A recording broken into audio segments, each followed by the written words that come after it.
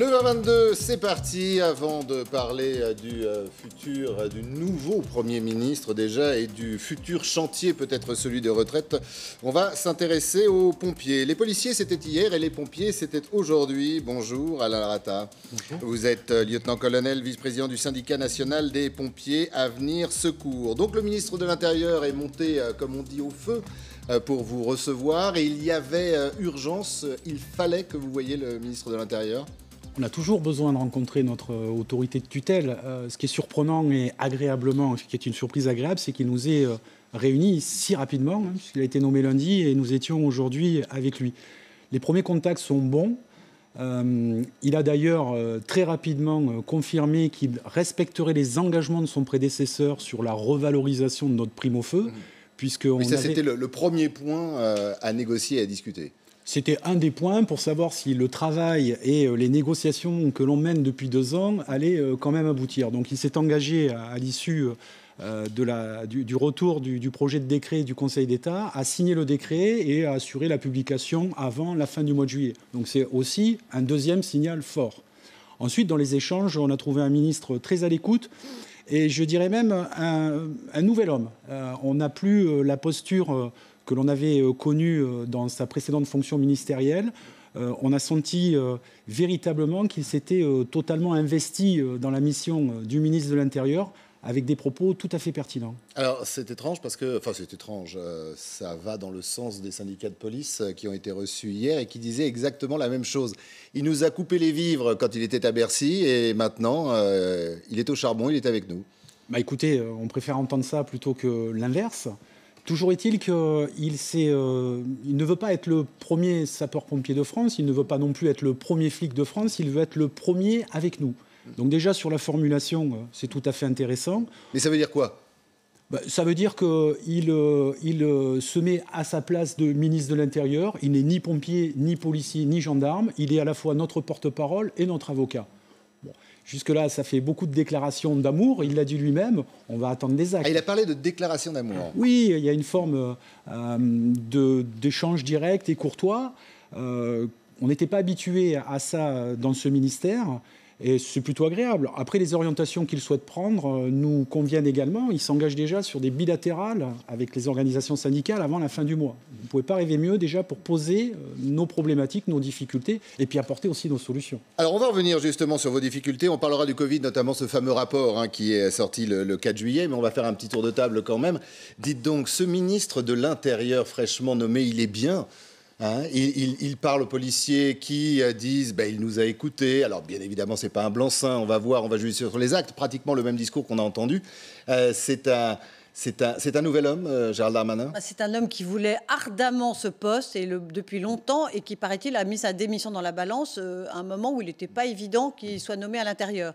Il semblerait que Jean Castex soit intervenu en sa faveur et il se coule assez vite dans son nouveau rôle. Mais il a besoin de calmer vite les choses. Les choses étaient exacerbées ces derniers jours du temps où M. Castaner a été encore ministre de l'Intérieur. Il faut absolument remettre de l'ordre, il faut absolument parler à chacun, il faut absolument remettre tout le monde d'équerre.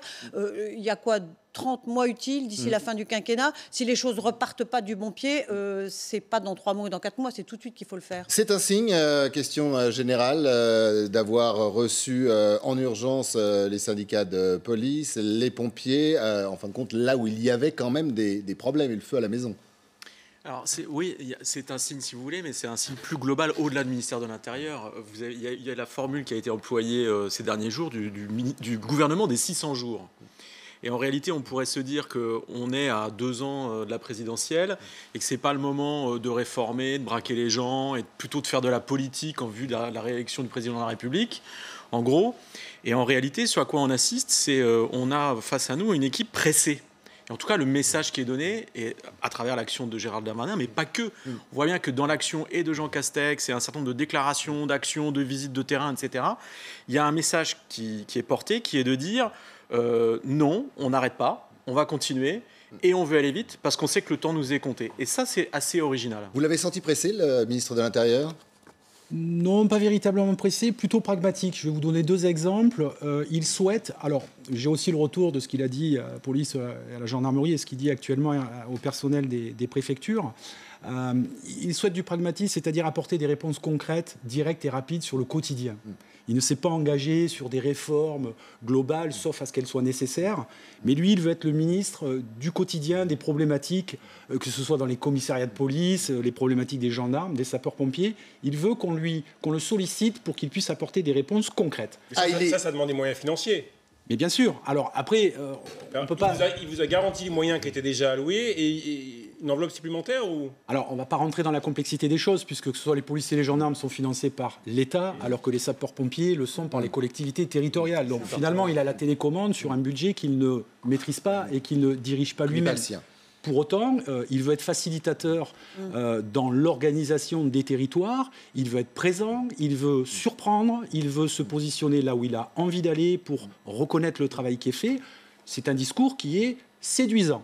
On ne peut pas dire mieux. Alain Larata, on parlera tout à l'heure dans cette émission justement de reprise ou pas, deuxième vague ou pas du coronavirus. Est-ce que vous avez parlé justement à Gérald Darmanin de ce fameux rapport qui a fait beaucoup de bruit, qui a fuité, c'était le 4 juillet, où vous, alors je ne dis pas vous personnellement, mais les sapeurs-pompiers fustigiez, je cite, la gestion trop centralisée, inefficace de la crise du Covid, regrettant de n'avoir tout simplement pas été mis plus à contribution.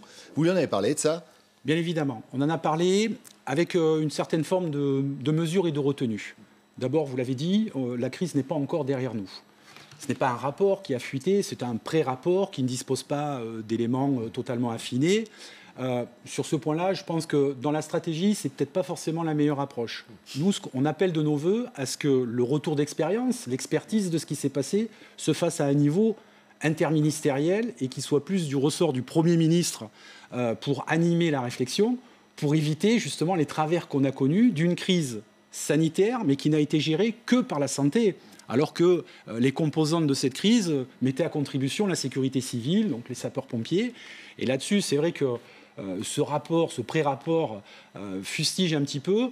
On partage un certain nombre de points, mais ce qu'on a souhaité dire au ministre, c'est qu'on voulait s'attacher aux solutions. Et la solution, c'est de travailler très vite sur un constat partagé de ce qui s'est passé pour trouver les meilleures solutions si on devait avoir une deuxième vague ou une autre épidémie ou une autre crise à gérer.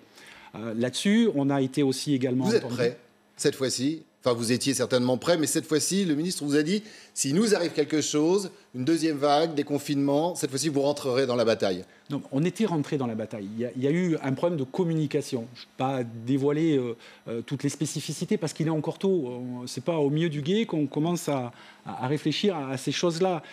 Il y a eu des actions qui ont été conduites par les sapeurs-pompiers en France qui n'ont pas été suffisamment mises en avant.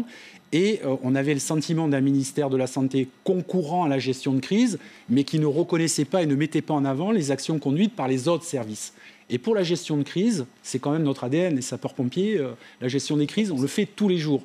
Et on n'a pas eu le sentiment d'avoir été replacé suffisamment dans les territoires. Tout ne se gère pas de la cellule de crise de Beauvau. Dans les préfectures et dans les départements, il s'est fait énormément de choses par les sapeurs-pompiers qui ont été mis à leur initiative sur leur propre denier, le denier des collectivités. Et ça n'a pas été suffisamment mis en avant. C'est surtout là la difficulté. Donc on en revient au problème. Finalement, l'incarnation à ce moment-là du ministère de l'Intérieur, pendant cette crise, n'était pas suffisamment forte par rapport à un ministère de la Santé qui prenait toute la place, notamment médiatique, et du coup, les troupes étaient un petit peu froissées de voir que leur travail n'était pas reconnu. C'est plutôt... Il est plus facile de critiquer les sortants. Je pense que le problème, nous, on appelle de nos voeux d'avoir un véritable secrétariat général à la gestion des crises. Parce que les Français savent ce que font les pompiers. Enfin, vous êtes très populaire. Donc Ils le savent, mais la gestion d'une crise, la communication, l'accompagnement aux populations, on sait aussi faire. Et puis, d'autre part, les services concurrents, les SAMU notamment, ont eu beaucoup de difficultés à se retrouver, pas suffisamment épaulés, surtout par rapport à ce que les sapeurs-pompiers pouvaient dans les départements leur apporter. Je pense que le Premier ministre aurait dû être plus à la manœuvre. Je vous l'ai dit, on appelle de nos voeux, la gestion de crise, c'est un niveau supra-ministériel. Et ça ne peut être, comme le DSN, ça ne peut être qu'un niveau...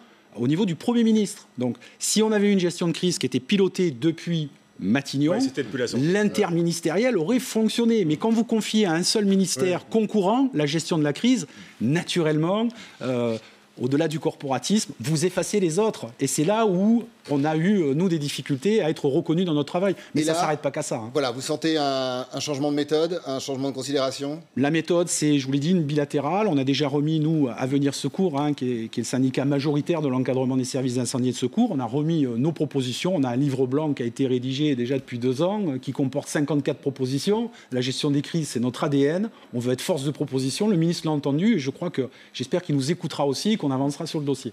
Un grand merci, Alain Larata, d'avoir été avec nous.